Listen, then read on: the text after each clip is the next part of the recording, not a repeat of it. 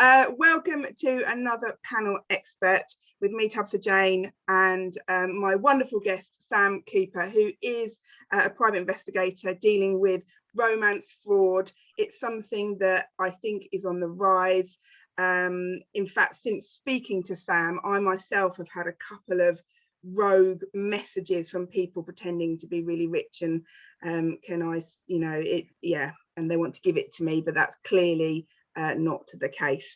So I really am excited to hear more about what you do, how you help people, and also for people watching and listening, what they might look out for or common signs that maybe get missed.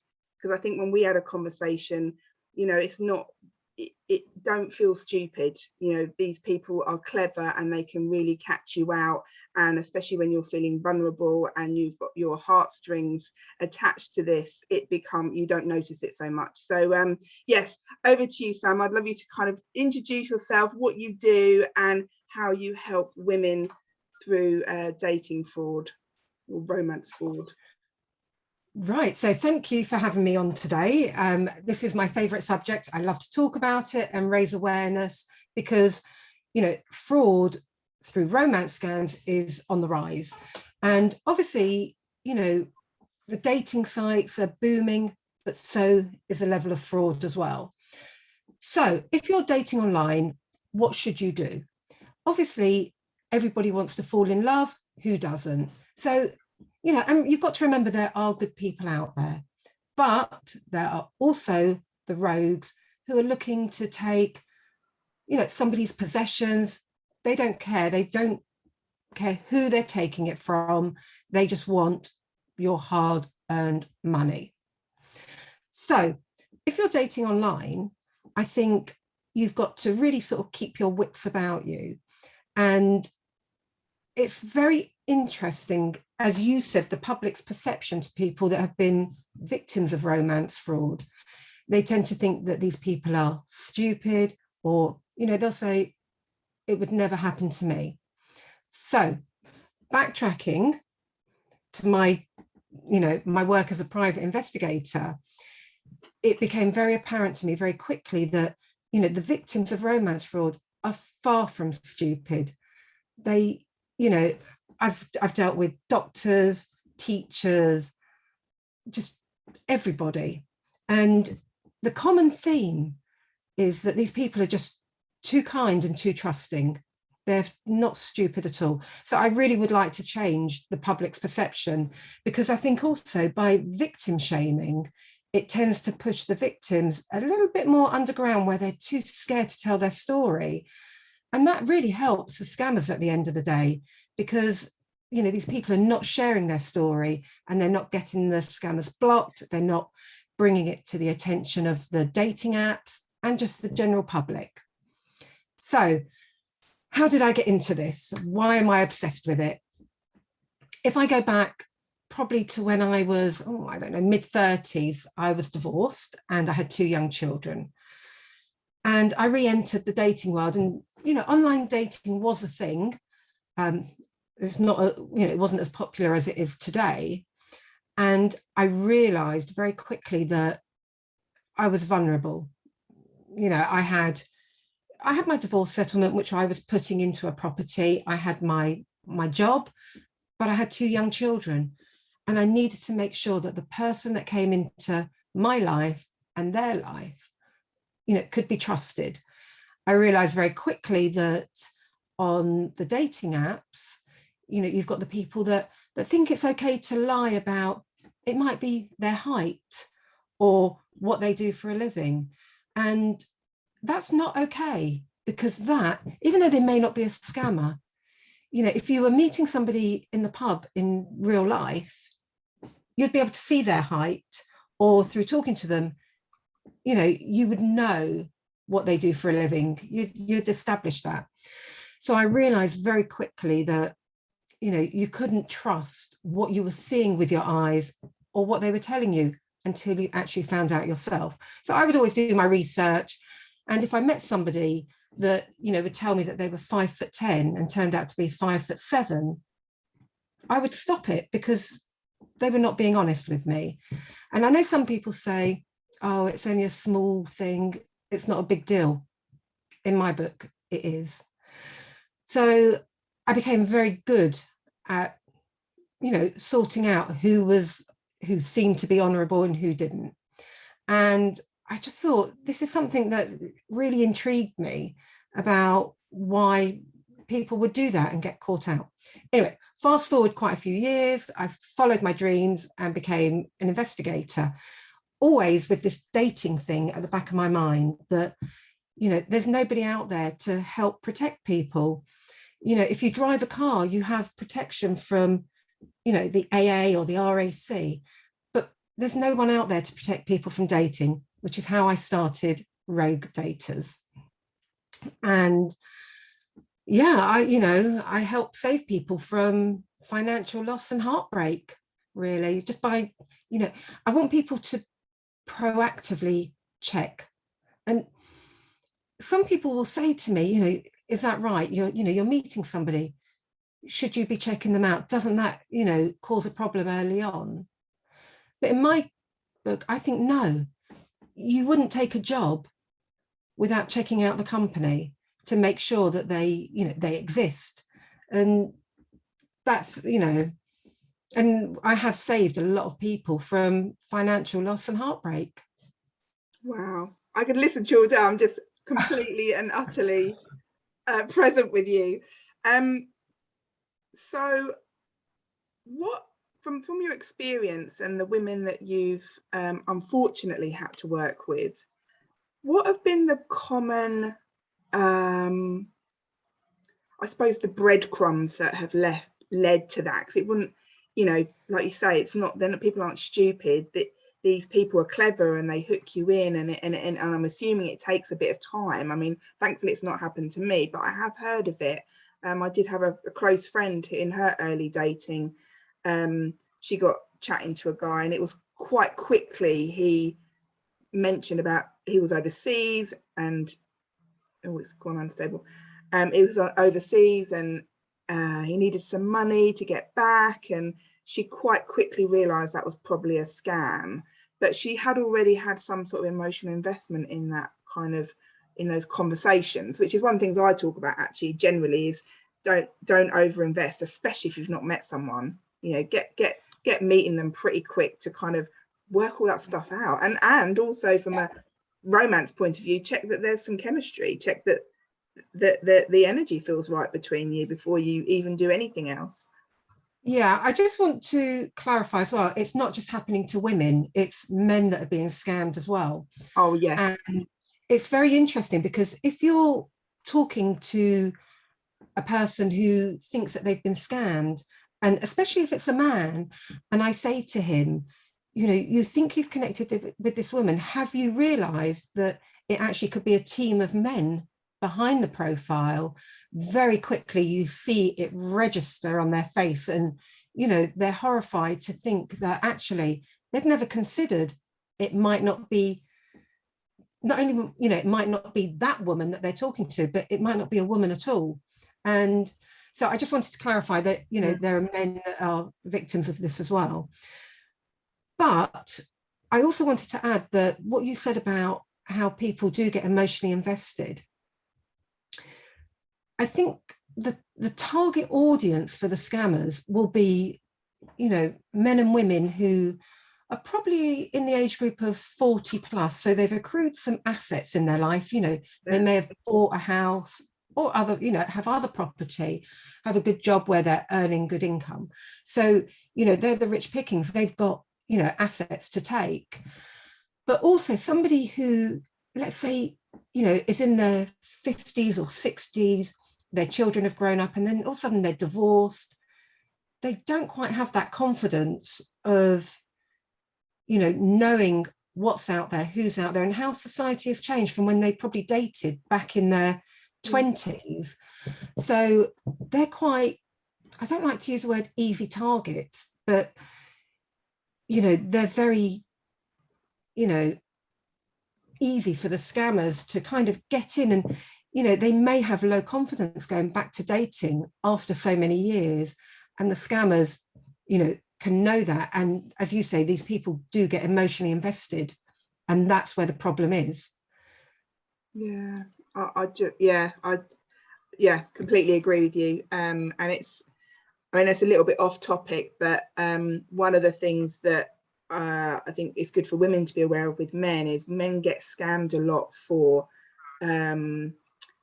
there's far more, I can't remember what they call them, but they're like bots almost. They're just fake profiles that are on the, that they put on there to lure men in, to get them to pay for sex and things like that.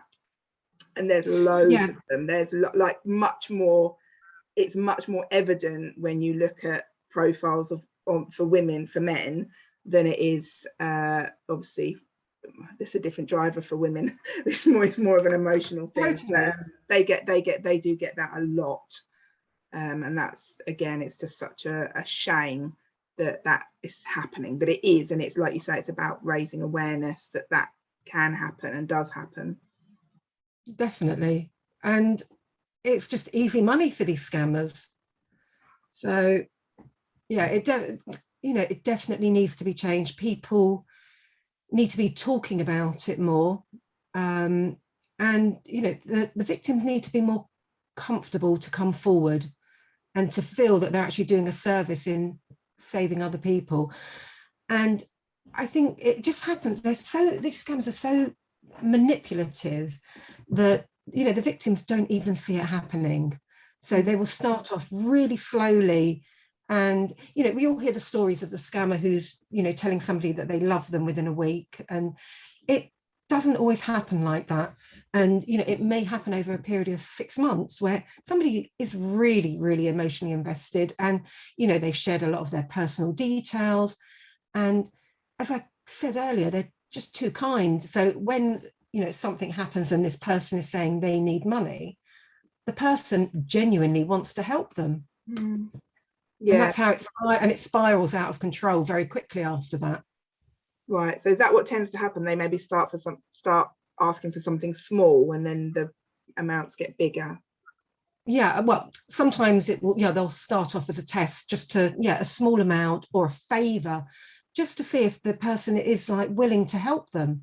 And I've seen it where people have gone to extremes, that they've opened up bank accounts, taken out loans, and people have been caught up in like money laundering scams because they're using one bank account to pay into another, to move money.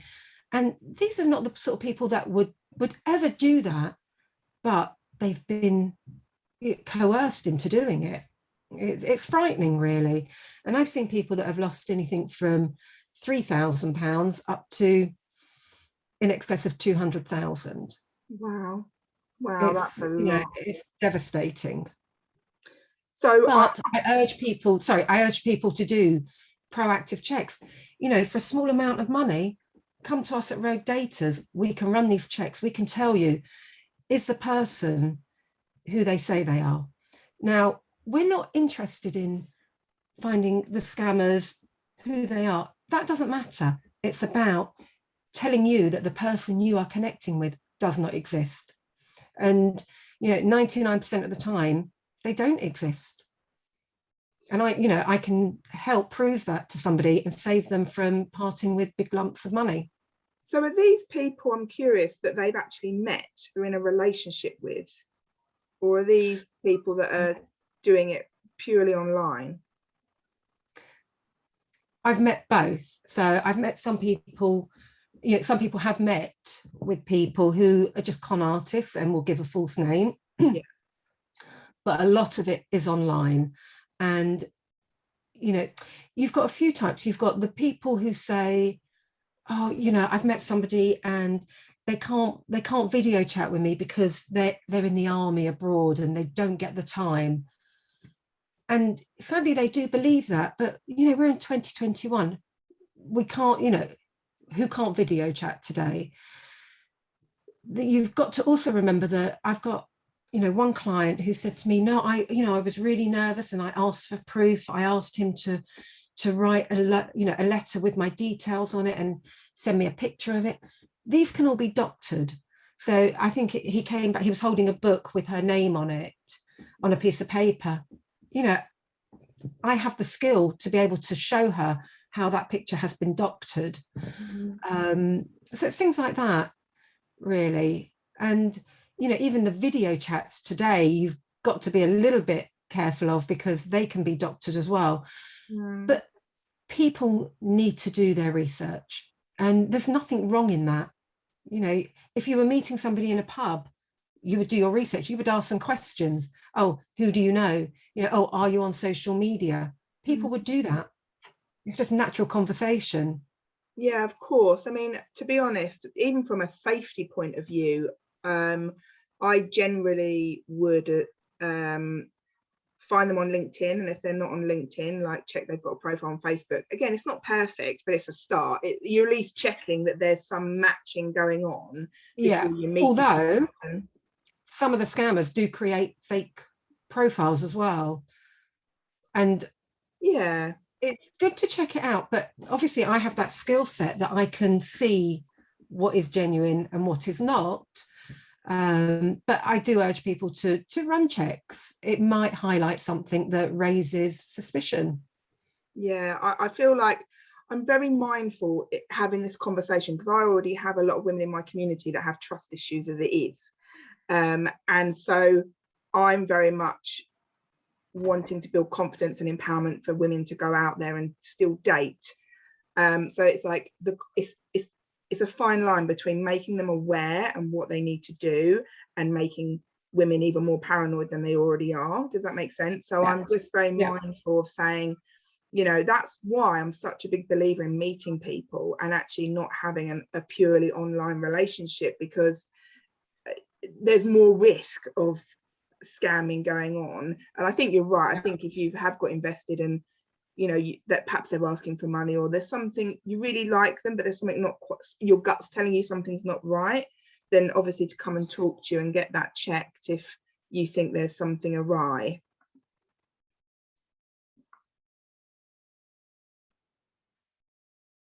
Oh, it's frozen. Don't you just love Zoom? Oh, we're back. Right. Yeah, I was going to say that I think people have to trust their instincts. Now, you know, you've got to listen to your gut feeling, and, you know, always remember there are good people out there. Definitely. So I also believe that, you know, people should, if you're dating, tell a family member, you know, show the profile to a friend. They will give you an honest opinion. And although they are protecting you, and some people might be like, oh, it's a scam, it's a scam, talk the profile through with them. And also, if somebody asks you for money, my question back to somebody is, are they your go-to that if you need money? And everyone will always say, no, well, of course, I'd go to family or friends first. So I would say to them, so why are they coming to you for money? You know, you don't know them that well. And, you know, but yeah, be confident, but with your eyes open. Yes. Yeah, 100%. I mean, it's not the same, but I'm a very confident person. I was a confident dater. Took me a long time to find the right person, which is why I do the work I do. But I remember chatting to this guy, and we met for a drink, and we were talking, and there was just something he said about Facebook and an ex-girlfriend being a stalker, and so he wasn't on there. There was something, and I thought, well, this doesn't feel right. And we'd arranged to then spend the following week to spend a day in London together on like a long date. And I went home after that drink, and something just said to me, Google him, which I don't normally Google someone.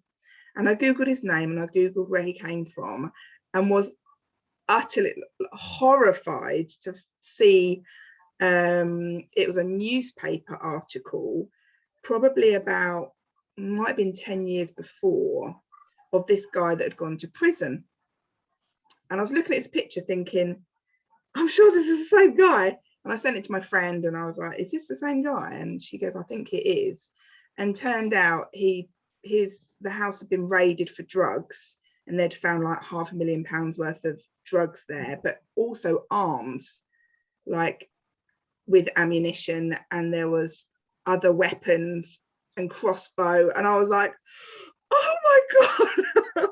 I mean, I'm laughing, but I wasn't laughing. The blood drained out, because I thought, wow, this person, you know, I don't know the story. Obviously, when I thought about his timeline and looked at the article, he must have got parole and got out early. And there was a few things that then made sense in terms of the gaps in the history. And my first initial reaction, this is actually a good question for you about money. My initial reaction was to say, what the bloody hell are you doing? You know, I was going to confront him. And then I thought, he might be dangerous. So I actually don't want that to happen. So I basically gave him an excuse of, actually, I don't think it's the right time for me to be dating, or I can't remember what I said, but something that was not too far from the truth. And he kept ringing me and texting me, and I thought, I need to kind of, it's like, slowly back away from this, because I don't know. He may have been dangerous, I don't know, but that I was, and it just kind of made me a little bit more.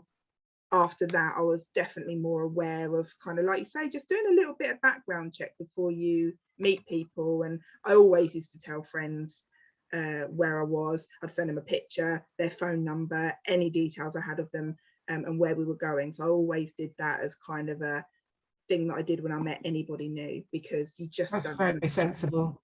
You don't know. I mean, when we expose to a client that, this person, is not who they say they are, and they're trying to scam you, we're very strict. We sort of say to them, do not confront them. You're not going to change the fact that they're trying to scam people. So we're very clear. You have to report it to the dating app or social media app. You just cut contact and you block them. You don't need to give them an excuse, because they've probably got other people that they're trying to scam at the same time. So it does become a bit about saving yourself, but do the responsible thing. Report it to Action Fraud, report it to the police. Although, they'll tend to say, well, has a crime been committed? But still put it on their radar.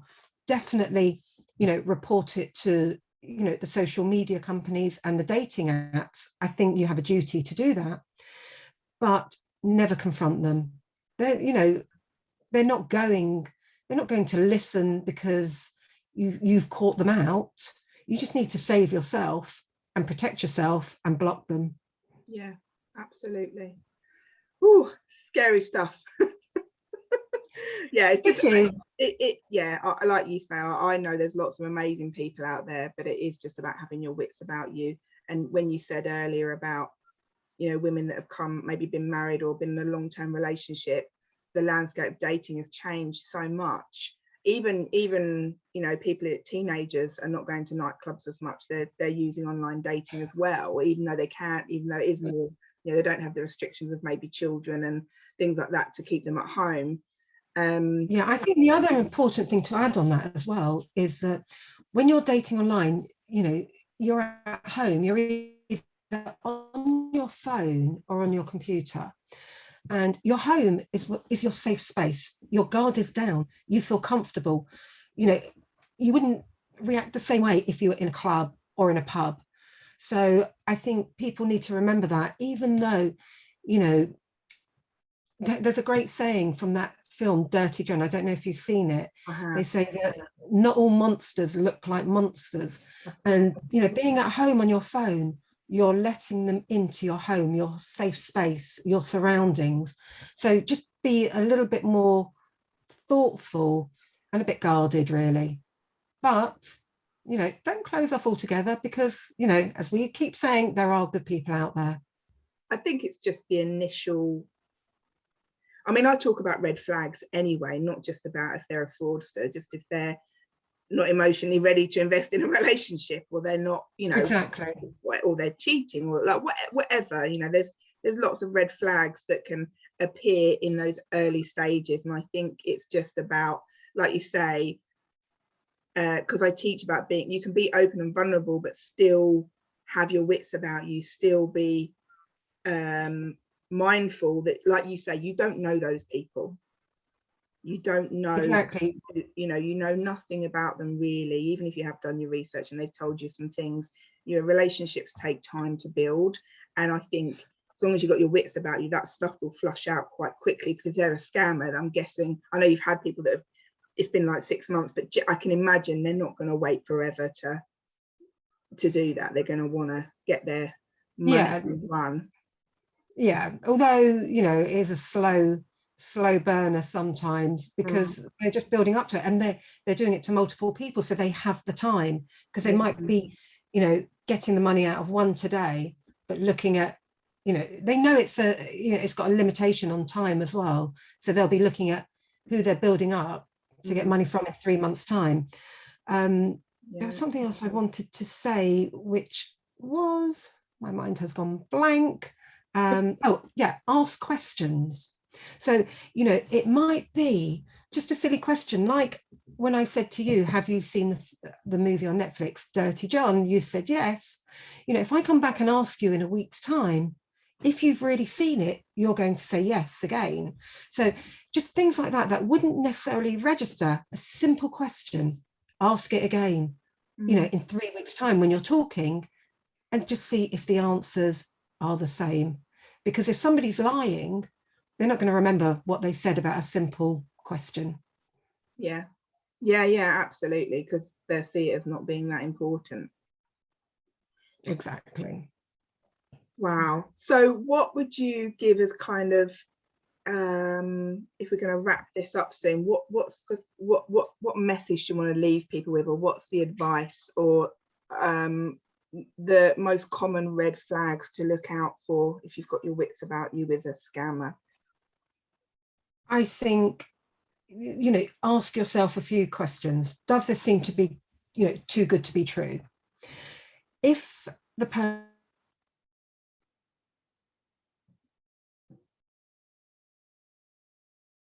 Oh man, person you are, you really, you know, can you see, you know, can you pick fault with something that they're saying? Is your gut instinct telling you this isn't right? Don't ignore it. But I would definitely, my tips would be, do your research. You know, you don't need to tell anybody you're doing research, so you definitely don't worry about feeling guilty about it. You know, if they're genuine, they might be doing research on you as well. So yeah, I don't think there's anything wrong with that. Don't give out too much personal information too quickly. You know, they don't need to know. If you're meeting somebody online, they're not coming to your house to pick you up. They don't need to know exactly where you live. Certainly don't give out financial information. Don't tell them that you own a house or property abroad, or, and you know, you've got 3 cars. They don't need to know that. And yeah, if in doubt, come and find me. I'm here to help. So what is the best way of someone connecting with you? I mean, I'm sure there's lots of ways, but what would be the best ways for them to connect with you if they want to share or want to find out about something? Or okay, so we've got a website, which is www.roguedaters.co.uk. We can be emailed at info@roguedaters.co.uk, or we can be called on 0208 150 6869. Or even if you put Rogue Daters into, you know, Google or any social media, we will pop up. amazing. Thank you so much. It's been really enlightening to just hear, well, your own personal story, but also what you do for other people. And I want to help you and collaborate to really get this message out, because it is so important that we, like you say, we have our wits about you, and you know this stuff happens. And yeah, you just take the steps to not be fooled. Yeah, and yeah, be proactive, not reactive. I don't want to be dealing with people who are crying because they've lost money. Let's stop it happening in the first place. Amazing. Thank you so much, Sam. And yeah, it's been a pleasure.